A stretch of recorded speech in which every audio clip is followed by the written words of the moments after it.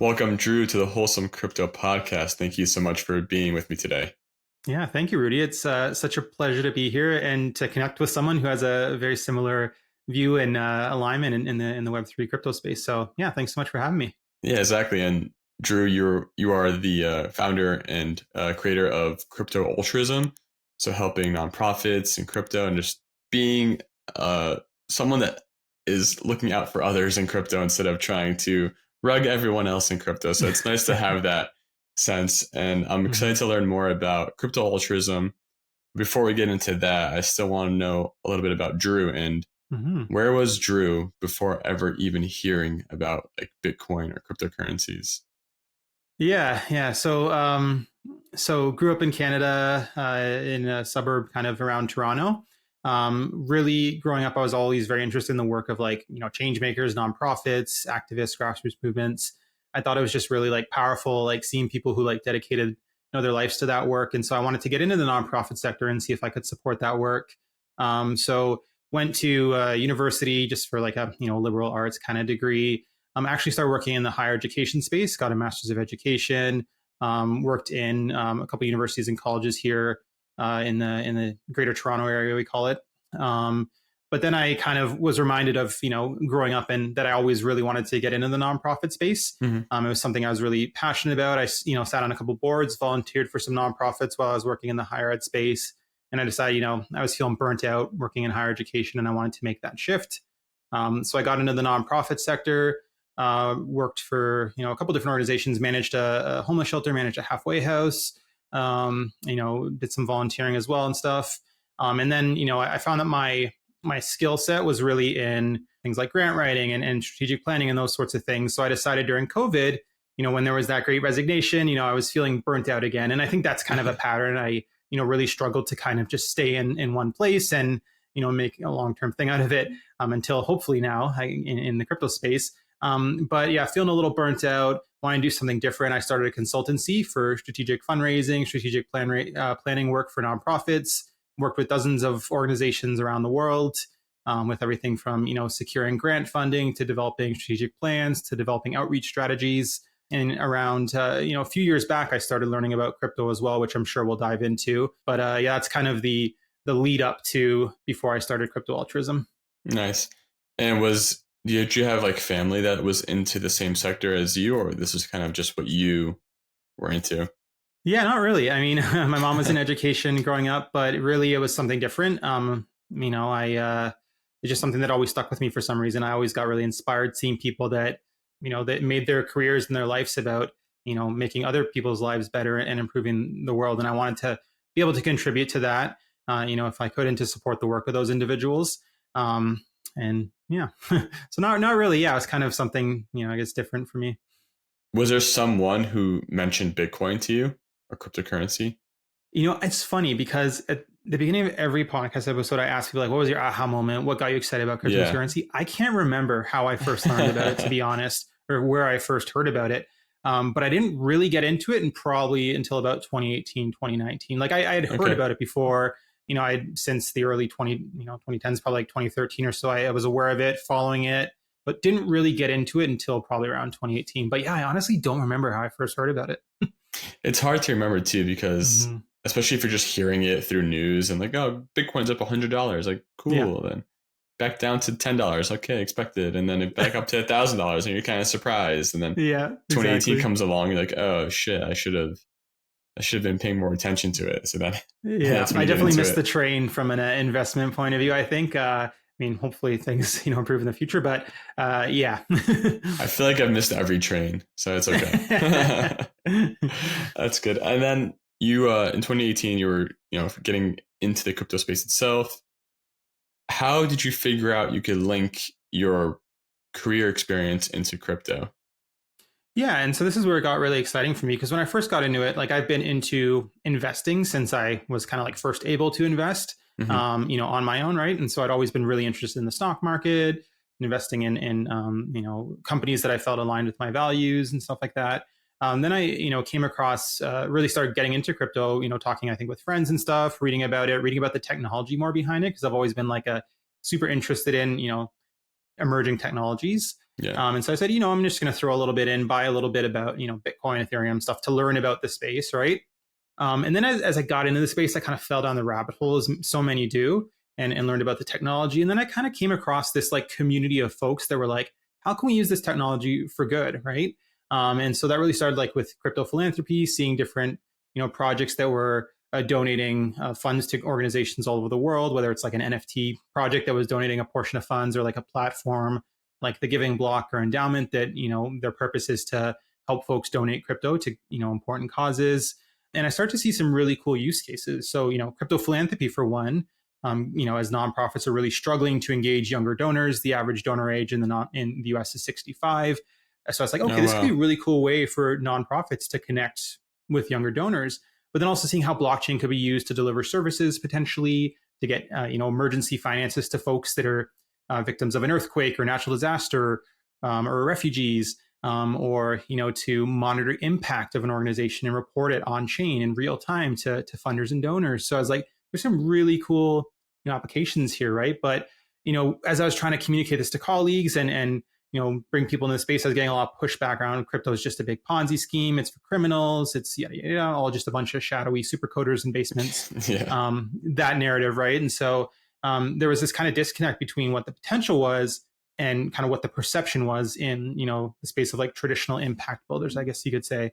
And so I said, okay, there's something here that I can maybe do. I've always a passion of mine is storytelling. Of getting of writing, of creating content. And so I was like, okay, maybe I can use that passion. I can use my experience in the nonprofit sector. I can use my excitement for this technology and create something to tell the other side of the story, right? And so it was really started with a mission to kind of tell the other side of crypto and show the world that crypto can be a force for good if used properly. And then ultimately with the goal of helping, a lot of these impact builders, nonprofits, activists, companies, whoever it is, use this technology for good in one way or another. And so that's kind of the origin story, I guess you could say, and kind of where that intersection came from. I totally understand that too, because Mm-hmm. a lot of first world countries use it as an investment vehicle. Like, oh, Mm-hmm. it's money that we can just make more money off of. But a lot of other countries that don't have stable governments or don't have stable financial institutions or semi-stable financial Mm-hmm. institutions, this is a real means of currency for them in order to transact with other people semi-stably. Like you look at different countries like Argentina or Venezuela or even Turkey now, like the value of their currency is just devaluing. It's just because it's too inflationary. And crypto is a means of, okay, I can convert that into like a stable coin, like a US Mm-hmm. dollar coin, where before that was much harder to do. Like you can't just convert your lira or your whatever currency it is into dollars so Mm-hmm. easily through banks. Sometimes governments even restrict that because they don't want you doing that. Yeah. It's a real problem around the world. And I think just now, as we're experiencing like high inflation in America, which is like 7%, we're realizing, oh, money isn't stable, it isn't safe. And I'm not saying crypto isn't volatile, but Mm-hmm. it's proving its use case where it needs to be controlled by the people and not by institutions. That's Mm-hmm. the dream. And Yeah. yeah. And like as you're saying too, for fundraising and donating money around the world, especially like for me personally, I had family who was affected in Turkey with the earthquake there, and the first thing I did was go to the Giving Block and set up a donation campaign with them to help my Amazing. crypto following to be able to donate crypto if they wanted to, or dollars, whatever, like regular Yeah. fiat terms, That's awesome. to help with that. And we raised a good amount of money, and that was exciting for me. Mm-hmm. But That's just like, amazing. thank you, and then just having the ability and how much good it can provide, that's the real essence of crypto. That's what I feel like I've been seeing since 2013, and it's been covered and overshadowed by just greedy people and trying to rug other people to make as much money as they possibly can. Yeah. Yeah, for And sure. that's the shame. And that's why I'm so excited for what you're building and what you're working on, is kind of bringing that altruistic sense back into crypto and really helping other companies recognize what they can do. Because yeah, I've seen plenty of other public good companies like Octant, Giveth, like Rothke is like a app that's also public good, and there's plenty more, like all the ETH staker people. So I'm sure you're well Yeah. aware. But like, what projects have you, I guess, recently worked on that that you're excited about? Yeah, for sure. So it originally started Crypto Altruism as a blog and a podcast, and and it was really about that storytelling, right, of elevating those projects that were doing good. I'm not like a tech builder myself per se, so I wasn't like, I'm not going to go out and build some sort of blockchain based solution. There's a lot of people that's their skill set. They're doing an awesome job at that. I'm going to help them tell their story and then help tell the other side of the story around the space more generally, and with the goal of hopefully helping change the narrative and onboard more folks to the space. But yeah, so the blog, we have about 250 blog posts, and then a podcast with about 132 across two different series. But what I'm really excited that I'm working on right now, and it came from some funding I received from Gitcoin grants and also through support from some sponsors, other organizations in Web3, was to build what we're calling a Web3 changemaker toolkit. And so Okay. what this is essentially a one-stop shop for nonprofits, activists, grassroots movements of any size or scope from anywhere in the world that are interested in learning about the technology, how it applies to their mission and their work, how they can use it, and then knowing where to go from there, who to connect with, what tools and supports exist out there. So it's going to include some basic video introductions to the core concepts of Web3 in language that's very basic and for anyone to understand regardless of their background.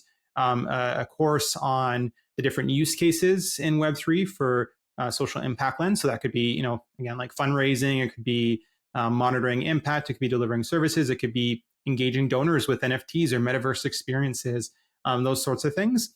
And then there's going to be like a self-serve kind of tool that nonprofits can do to say, okay, here's, what my nonprofit does, here's where we work, here's kind of our our size, our budget, and then it's going to help them identify different tools and stuff and supports and potential partnerships and other projects that they can connect with in the space. So it's about like getting from a point of I don't really know about the space or how it would apply to my nonprofit, to understanding that, and then going from there to kind of what's the next step and how do I use it. And that came from some consultation with nonprofits too, that said that the barriers to getting into the space were around like a lot of stigma was one piece, of course, like we talked about before, a lack of understanding of the technology, a lack of not knowing where to start, or not having a network within the space, or not knowing kind of what first step to take, how to manage risks in the space, those sorts of things. So taking all that into mind, that's what I've really been working on. And I couldn't have done it without the support of, Gitcoin. First of all, the Gitcoin community is just incredible. And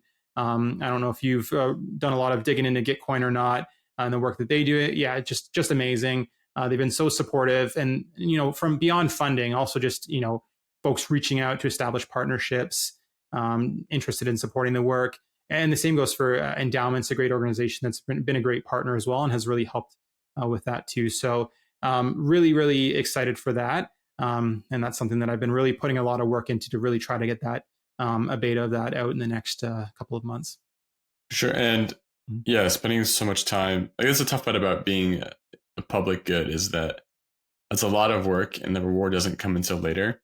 Mm-hmm. And you're typically trying to, like you said, like educate people that need it the most, that this is actually useful for you, because they're just hearing what mainstream media says about crypto and how it's used for, I don't know, drugs, crime, whatever. Yeah. And it's funny, if you look at the stats, like crypto is the least used currency for those things. It's actually the US dollar in traditional systems. And it's like, absolutely, yeah.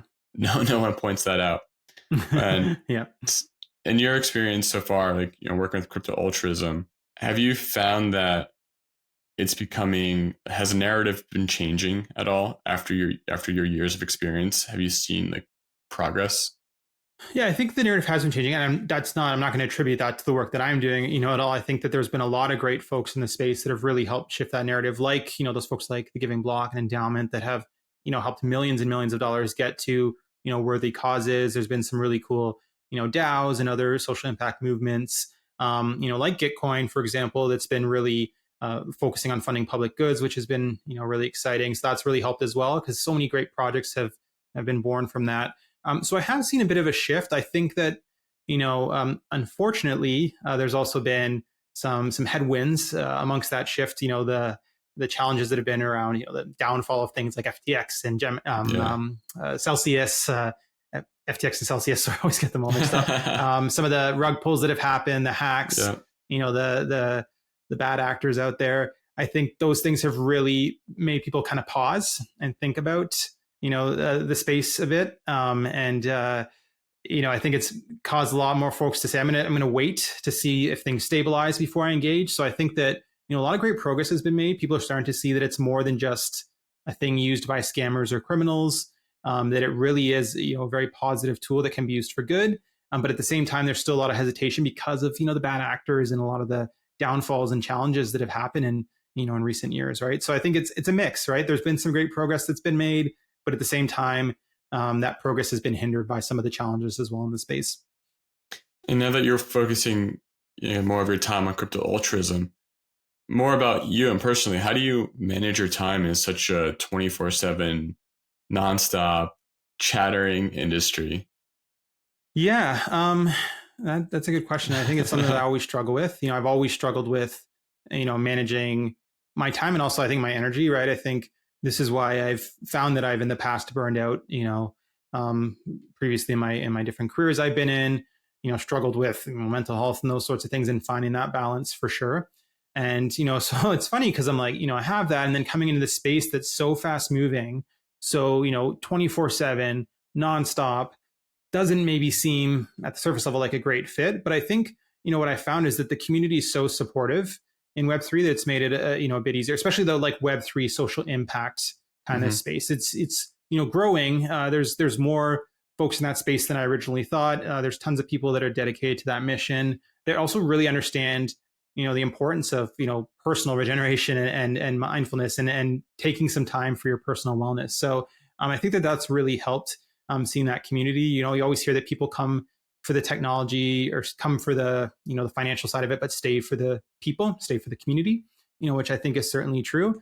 So that community on its own has really helped for sure. But I think for me personally, I've just been really trying to be mindful of setting boundaries for myself in this space, right? Of when it reaches 5 or 6 p.m. that I take some time away and that I'm not working through my dinner, or that I'm not burning the midnight oil to get a project done, and recognizing that it's okay to take a pause, to take a break, to take a step back, to make sure that I'm implementing healthy activities into my daily life. So I have a dog that I like to walk 3 or 4 times a day. That really helps get me out. It's very mindful. It really helps me kind of reset and reground. But I think for me, it's just been really about setting boundaries. Yeah, and I love, yeah, like, again, like spending time on yourself is so important in the crypto space. I think more than ever because I'm definitely more active in trying to meditate and going for walks and just Mm-hmm. taking a breath outside, touching grass and stepping away because Mm-hmm. it's so easy to get sucked in, especially with Twitter. Mm-hmm. It's like as soon as I'm like, I'm just gonna text Drew to tell him about the time to meet Yeah. for our podcast recording, and then all of a sudden I'm sucked in. I'm like, how did I even Yeah. get here, and why am I here? And generally, it makes me unhappy. Like it ruins my mood. I'm like, this is Mm-hmm. not what I want to be doing right now. Yeah, for It's sure. it's definitely a practice, and I'm glad you're. Yeah, you have a dog too that can just force you outside. Like, hey, we have to go out, Exactly. and it's Yeah. good. It's a good reminder. And it Yeah, looks for like you sure. also play some instruments behind you. Yeah, I do. I don't know if you can see them there. I got a couple guitars and a banjo. Admittedly, I haven't been playing as much as I'd like to, but definitely also a very great tool. I think and it's so easy. Like if you have something a stressful moment, like I've just been like instead of dwelling on, it, I'm like I'm just gonna grab my guitar, and then like after playing for 10 minutes, I just like forget about it, right? And that's Smart. something that I really enjoy as well. And that's just something more for myself. I'm not someone that like goes out and performs or been in a few bands over the years, but it's just more of a personal thing, right? It's just so like it just takes your mind off of everything else going on. And so whatever that is for people, whatever your guitar is, whatever your dog walk is, like find it, and make sure to just like yeah, because it's different for everyone. But that's what I found has worked for me and been consistent throughout the years. Yeah, that's solid advice too because yeah, especially in any tech scene, like developers' work ethic, it just go in all nighters, push it, go like develop Mm-hmm. your code and like go to hackathons and just run yourself down into Mm-hmm. development. And it's difficult to like say don't do that or do that because sometimes great work happens in those moments. But also, you hear the stories of how much of a toll it takes on developers on their bodies physically to go in that route, and especially people who are starting companies like Mm-hmm. yourself. you're constantly trying to support customers, and letting a customer down is probably the last thing you want to do.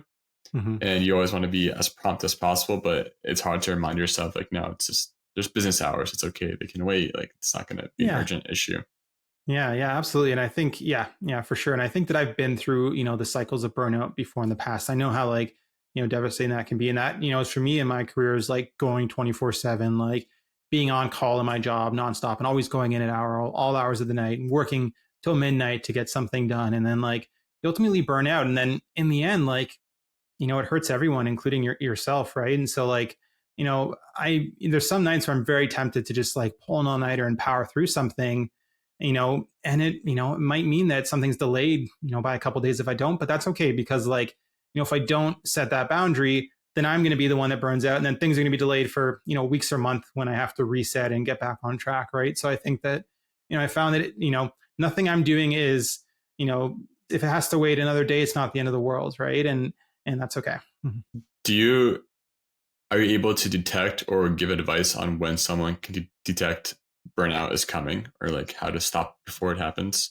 Yeah. I think it's, I can say for me, the things that I've seen in myself is that just losing that kind of motivation to really do anything, whether it's work or your hobbies, that losing that kind of, joy around things, you see those kind of physical symptoms emerge of always being tired, of, being stressed out, of, for me, it's like headaches. I get a lot of headaches, right? Of, Mm. when I'm getting that point of burnout, like really bad, struggling to sleep, struggling to get out of bed, those sorts of things. But for me, it's just like the losing joy in something, right? Feeling like every little thing that maybe isn't a positive, like affects you like it's the biggest thing in the world, right? So when I've been in like cycles of burnout in previous situations, it's like, okay, so maybe I got in this little disagreement with a coworker. That so what? That's life. But to me, that seemed like the biggest deal, and I just get so upset about it because you lose your capacity when you're burnt out to manage those emotions and manage those sorts of things, right? So like, every little thing kind of sets you off. You're really irritable. You're really frustrated, angry Hmm. about things, right? To me, that's how in the past it's really manifested itself, right? Is that inability to just cope with anything, because you're putting all your energy into your work and all your energy into your just getting things done, that you don't have that energy to then manage your mental health and to cope with things, right? So that's for me the things that where I've recognized when I was on that kind of cycle of burnout, and that I need to kind of, this is happening. I need to take a step back and reevaluate. And since being in this space, I'd say thankfully that that hasn't happened, which is good. I think maybe that's also a sign that I'm in the right place. For sure. And Mhm. like, I know that you've been working on different projects, and you've had dozens of, hundreds of blog posts and hundreds of podcast episodes. And through your experience doing that, I guess, how has that helped your work in crypto altruism? Because you offer advice, and this is kind of a means of media and content to kind of show what you're talking about. Mhm. And do you think doing those media contents and blog posts has given you a ROI that's recognizable, or kind of just indirect? Yeah, for sure. I think that, especially the podcast, I find very like, the ROI is that I find it very like personally regenerative. Like it's really cool just like chatting with people and hearing Yeah. their stories. It's so inspiring, right? And that's another thing when, I'm in a cycle of burnout too, is like you don't feel that inspiration that you used to. So I think that like having those conversations several times a week or, with folks, I put out a podcast a week, but sometimes I'll have, 2 or 3 interviews a week. It's just like nonstop, inspiration, motivation, seeing the great work that people are doing.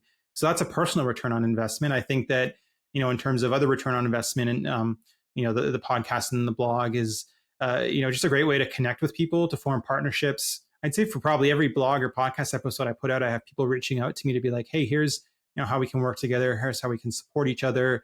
I'd say that the podcast and the blogs themselves, like, aren't the direct way that I, bring in a lot of, revenue per se for Crypto Altruism from a return on investment point of view that way. I don't at this point run ads. I don't at this point do a lot of like things like affiliate marketing or anything like that. I'm focused on building the audience right now, monetizing more through other means like Gitcoin grants is a really cool opportunity and those sorts of things, right? And just for folks sending me a little bit of crypto as a like contribution here and there, saying thank you for this article or this podcast episode. So for me, I think when it comes to the blog and podcast, the ROI is definitely more personal, right? Because I really enjoy just telling those stories. I see so much inspiration. I get so much inspiration just hearing about the great work that others are doing and how they're using this technology for good. I feel like it's a thankless job, right? Because again, like I do podcasts too, and for me, it's just like you said, just talking to amazing people, doing amazing things, and it's very inspiring hearing you do your work. It's inspiring for me, so thank you for that. Oh, And thank you. and it's nice to have that, and you create a beautiful network of people that you can always call upon, saying, "Hey, I need some help with Yeah. some post or some activity, something." Like it's just having that notice out there. And then when you go to like crypto conferences and your guests are also there, you get to meet them in person. It's really magical and awesome to have that experience. Yeah, yeah, definitely. Yeah, I mean, I love that, right? And the community in this space is just the best. Like going to those conferences, I've been to a couple lately, have just been awesome. Just like meeting people and just seeing the like positivity in the space. And yeah, it's a great place to be building. If you're in that place where it's those that are focused on the positive and not the negative side of things. Yeah. And if someone it was going to, I guess out of college or something, start into the crypto space, do you Mm-hmm. have any advice for them? Yeah, I think that, my advice, and I give the same advice to nonprofits that are trying to break in, is to like find your community, right? I think, on the nonprofit side of things, for example, no matter what the mission of a nonprofit is, whether it's like, the environment, arts, fighting extreme poverty, disaster response, there is some sort of project in the Web3 space that is working on that same, challenge, right? So find that community, start engaging with them. That's a really cool way to learn as well. There might be opportunities to contribute if it's like a DAO or to volunteer or to even potentially work for them. So I'd say like find your community, whatever that is. If you're coming out of college and you're interested in, let's say, law or something like that, there's some really cool organizations that are, working on the legal side of the space and working to try and bring about positive regulation and working to share the good of the space with decision makers. If you're interested in art, there's so many opportunities there. Of course, if you're interested in business, there's many different ways that you can use those skills. So like you don't have to be like a tech person to engage in this space. And I think that that's one thing that I thought when I first got into here. No matter where you come from, there is opportunities in this space. If no matter what your background is, right? These projects that are building from the ground up need people of all different skill sets and backgrounds. Yeah, I think my first piece of advice would be find your community, or my first piece of advice would be like, don't be scared. There is a space for you in this ecosystem. And the second would be then, find your community and start engaging and start learning, sit in on some Twitter spaces, go to a conference, those sorts of things. It's a great way to connect with people and just learn and feel comfortable in the space. Mm-hmm. Yeah, it's a funny because like being in that space, like finding your community. When I was first, this back in 2013, 2017 time, like all I could see was it's either you had to be a developer or a marketer to be in Mm-hmm. crypto. Now it's Yeah. changed completely. Like there's a whole other slew of different opportunities for anyone to finally join in. And I love that. I'm like finally excited to see, oh, now we can get anyone in crypto and they can do anything that they want to with their best skill sets and bring it in. And Yeah. it's so awesome to see like more and more people joining. And yeah, as we go through bear markets and bull markets, the excitement might ebb and flow, but I feel like it's needed to weed out many people who are just trying to make money and kind of Yeah, keep definitely. the people who are in crypto for crypto because of what it can offer the world. Yeah, for sure. And as you're in this industry, you've been in it for a while, I definitely want to know also like what's a crypto pet peeve that you have? Yeah, yeah. Crypto pet peeve, I think. That's a good one. I think just like there's a lot of noise, I think, in this space, right? Like, it's funny, you'll hop on like your social media accounts in the morning and you'll see the notifications, and like half of them are just being people like, doing the like, oh, here's this new project that's so clearly a scam. Like, you need to invest in this new project, or here's this, oh, this huge airdrop of like XRP or someone's like, no, this, just that's my pet peeve is I think like, or, like you open your Ledger account or something like that to look at your wallet and you get all these scam NFTs sent to you that's clogging up your, and it's like, oh, that's Why? my pet peeve, I think, is like that noise, right? Of like the scammy noise and the scam. It's hard to kind of get away from that, right?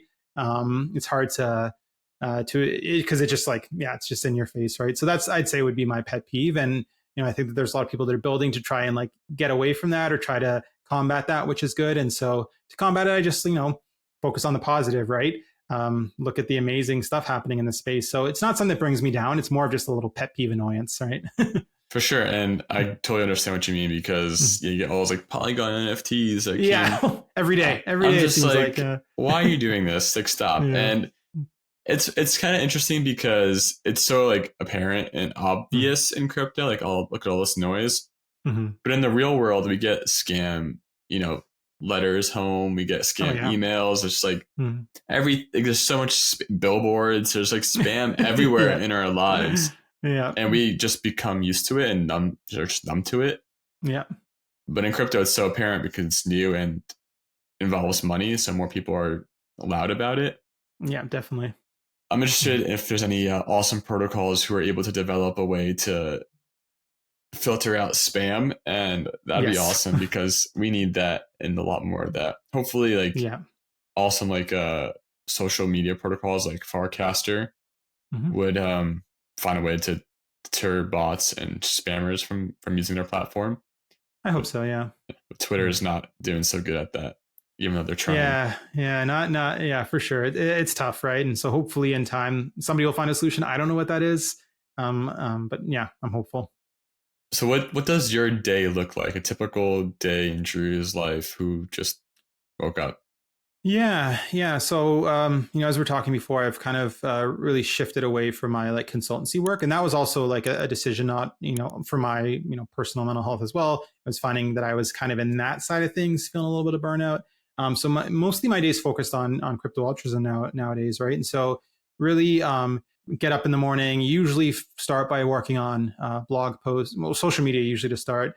Checking in, responding to people, responding to the emails, those sorts of things. I like to try my best to get that out of the way early in the morning, so then I can focus on my kind of creative work. I'm not someone that has my emails come into my phone, my notifications come into my phone, because I get very distracted by that stuff, and I can't do that. So I like to try and get that stuff done, early in the day, then focus on, the project work, getting some blog posts done, getting some podcast episodes done. I'll usually have a couple of meetings throughout the day, maybe a podcast recording. I like to try to pop into like Twitter spaces or webinars or those sorts of things offered in the space to kind of connect with other projects. I'll usually do that probably a few times a week.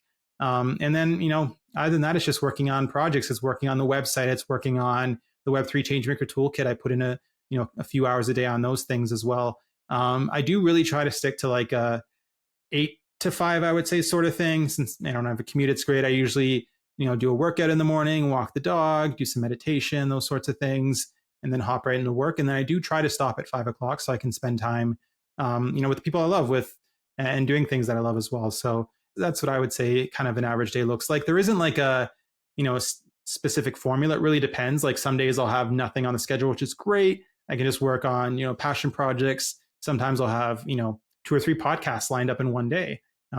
So it really depends on the day. But yeah, that's kind of, I'd say, what I do on the average. You don't have any secret tips like taking cold showers to wake you up and then I do that actually. I do that. Yeah. Yeah. It's funny because I'm like a night owl. Naturally, I would say I've always been a night owl, but having a dog that's really hyperactive, that gets me up at 6 a.m. every day has been kind of helpful, right? But I still struggle. So I do find that the cold showers help definitely. Oh, The working out certainly helps as well. yeah. It's been a struggle though. It hasn't been easy for me, I think, in that sense. It's been a lot of like, going through really great periods where I'm really like, kicking butt with that. And then somewhere I'm like really like, fall off the wagon from working out and those sorts of things. But, it's a work in progress for sure. But I do do the cold showers, and I do also, try to do my morning kind of meditation stuff as well. I use the app Balance, which I found to be really helpful in that sense. They put together like personalized plans for you, which is really cool based on your kind of experience and what you're doing in your life and everything like that.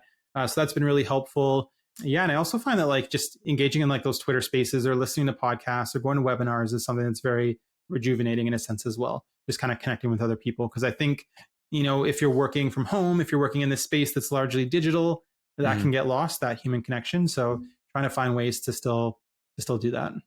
Yeah, I think that's you hit the nail right on the head, because being in that digital space, you're just everyone's behind a keyboard, and lots of people in crypto Twitter are like anonymous. So Yeah. shit talking is just almost welcomed, which is Yeah. sad. Even like the bigger influencers who I believe are have good intentions are Hmm. also big just shit talkers and spam posters, and just like you have to keep hating or can't keep using like language that's kind of like aggressive. You have to like be the change you want to see, and it's like they're complaining about how crypto Twitter is annoying, yet they're also contributing to the noise and annoyance. I'm like, Yeah. what are you talking about? You have Yeah, to exactly. Exactly.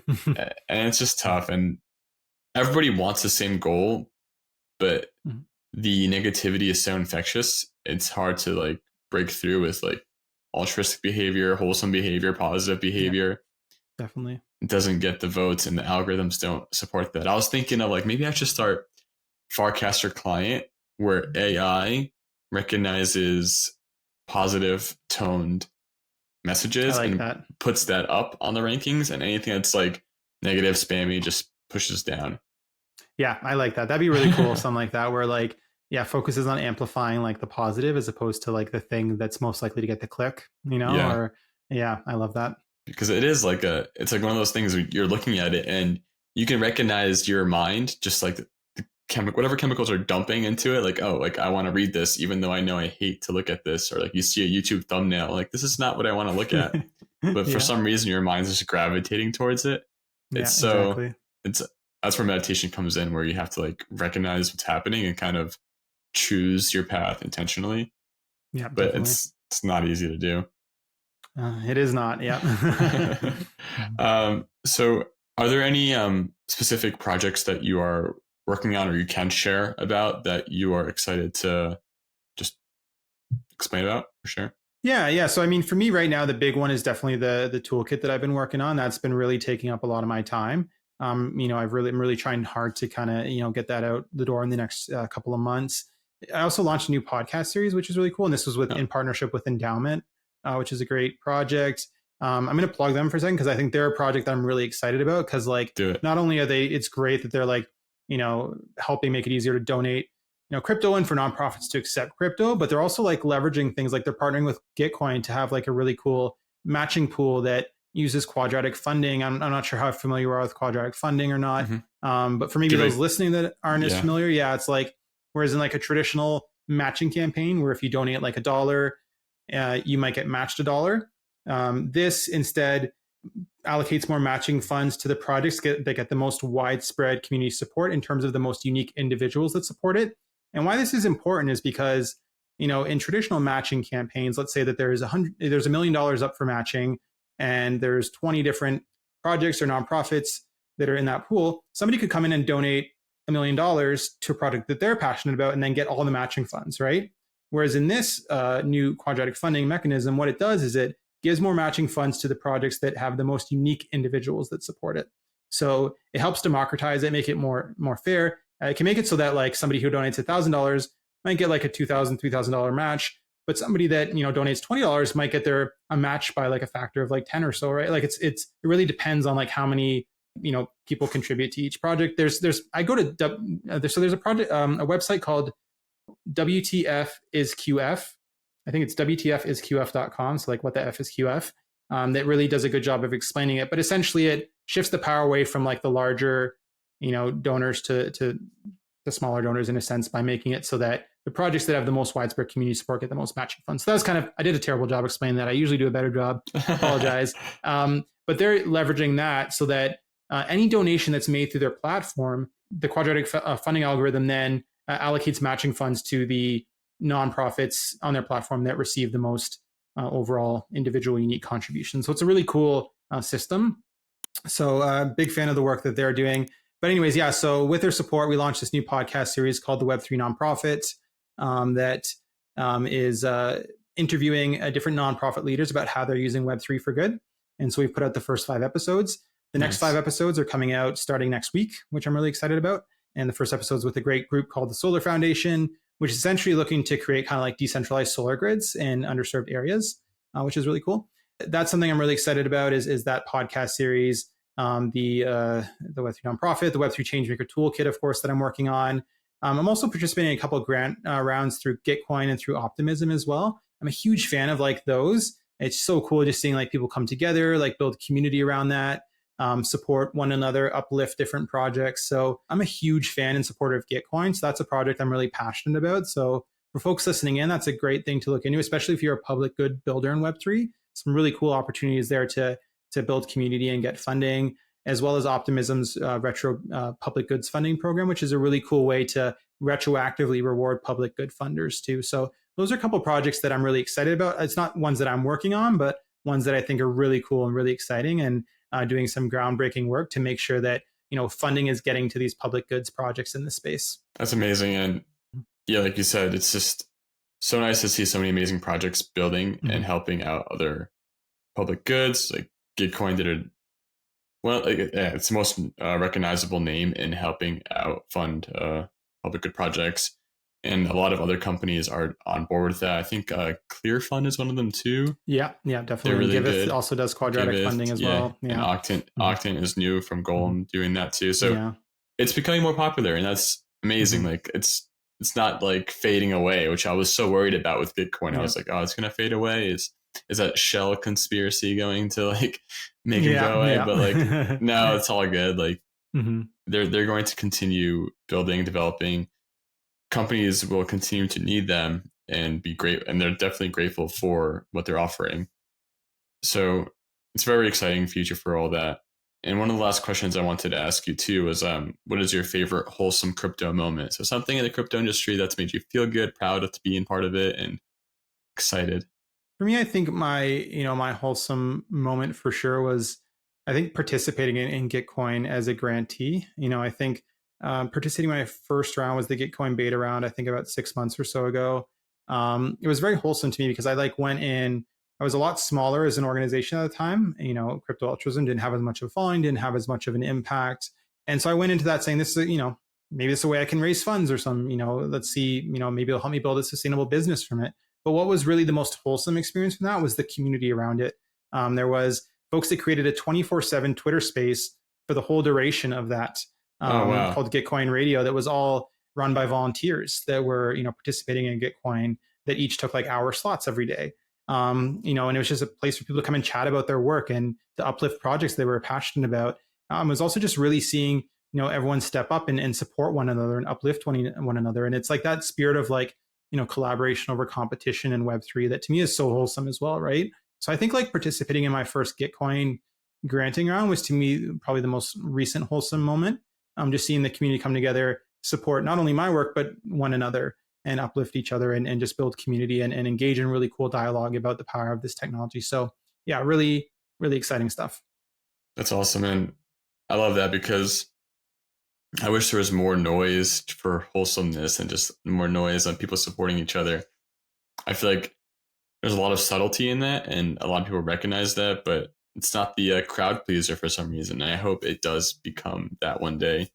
And I think with your work, it's on its way. I think with what other companies are doing, it's on its way. Slow and steady for sure. And once the majority of people start understanding that, I think it's going to really revolutionize what we're working on. But until then, we'll just keep pushing and try not to get burned out.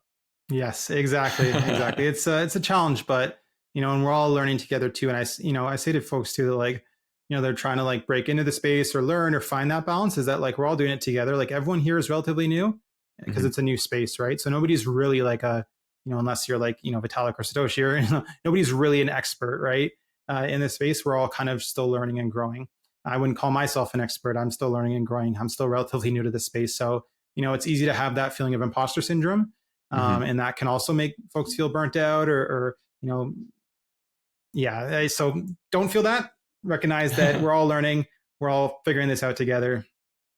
So, yeah. Thank you, Drew. Thank you so much for what you're doing. Thank you for Crypto Altruism. I hope everyone visits and it helps with your campaign and helps with your project. Thank you. And I really appreciate you joining me today. Let's definitely keep in touch.